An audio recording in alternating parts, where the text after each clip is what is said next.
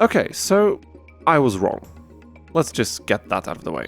Just a few days ago, I was talking about the Yu-Gi-Oh! Early Days collection that's coming out in February. This is a collection of, up until now, 8 titles from the very first era of Yu-Gi-Oh! Video games that were developed for the Game Boy systems. Since Konami stated that more games are to be announced for this, many people had their theories.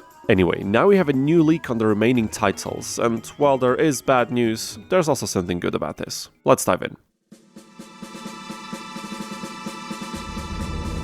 So the bad news is, we are getting neither Forbidden Memories nor Duelist of the Roses.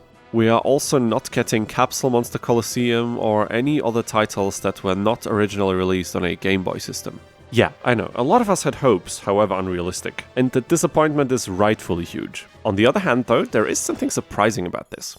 While I initially thought they would add 1 or maybe 2 more titles, they are actually putting every single Yu-Gi-Oh! Game from that era into this collection. For some reason, only the very first one is excluded, Yu-Gi-Oh! Monster Capsule Breed and Battle, which is a shame. I tried to play this a while back and I could not for the love of me understand anything due to my non-existent Japanese skills.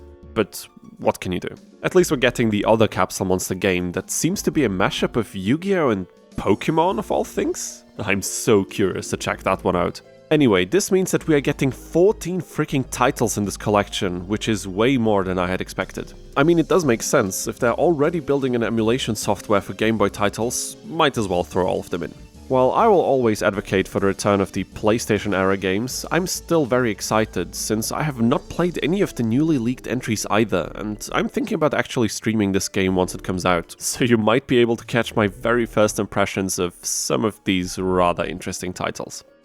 There is still one topic that is causing some understandable hesitation in people. We don't have a clear info on which of these games will actually be translated. Yeah, I know, in my last video I basically assumed that they will translate all of them, since anything else would be just flat out stupid in my opinion, but yeah, it doesn't mean that they're actually doing it. I've seen a lot of people say that the Japanese-only games will not be localized, while others say that certain screenshots do prove that at least some of them will be. Honestly, I'm not quite sure what to expect, so I'll just try to stay alert for future leaks and news. What I do want to say though is that even if they don't localize these Japanese-only titles, on Steam we will likely get some community effort translations that would fix this issue fairly easily. I don't know about Switch players, but on PC, I suppose swapping out text is not that big of a deal. Let's just hope I don't end up eating my words. Again.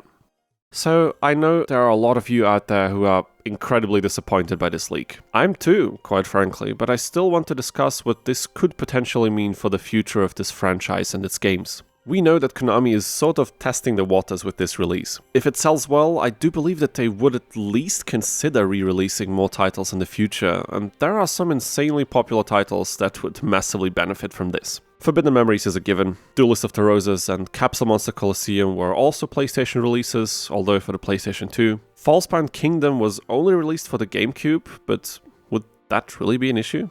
I have no idea. There are also the Power of Chaos games. By the way, I'll release a video on these 3 games very soon. It's basically already finished, so definitely stay tuned for that. And that's about it with all titles that came before the infamous Yu-Gi-Oh! Online client. This is not necessarily a long list, but some of these games might be more work to re-release, as in porting them to different software, developing online play and additional content for them, etc. I'm not saying it's guaranteed by any means, but could they do something like this and put these titles together in a collection at some point in the future? Yeah, if this collection sells well, I actually believe they could. Maybe they would also consider bundling up the DS World Championship games, or the PSP Tag Force series that I and many other people desperately want. Who knows what the future holds, but we know that Konami are currently experimenting with these collection releases in other IPs as well, so I'll stay hopeful until we find out anything concrete. Anyway guys, that's it for today. Remember to like this video if you enjoyed it. The Power of Chaos video will come out in the next few days, so make sure to subscribe and ring the bell so you don't miss it. The next challenge run is also in the works, but is turning out quite long. This is quite the challenge this time, so forgive me if that one takes a tad bit more to finish. It's been a busy few weeks. Anyway, thank you so much for watching, and I'll see you in the next one. Take care.